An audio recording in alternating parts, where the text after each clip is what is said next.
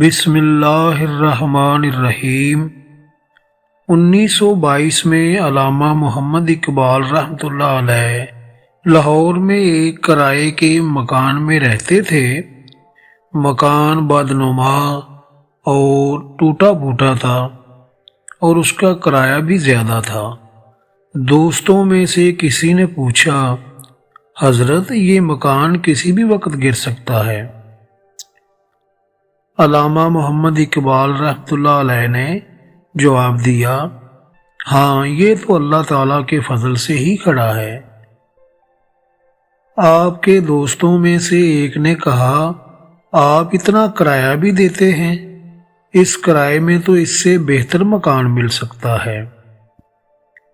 علامہ اقبال رحمۃ اللہ علیہ نے جواب دیا، آپ ٹھیک کہتے ہیں، لیکن آپ کو معلوم نہیں کہ یہ مکان ایک ہندو بیوہ کا ہے جس کے بچوں کی گزر اوقات اس مکان کے کرائے پر ہے۔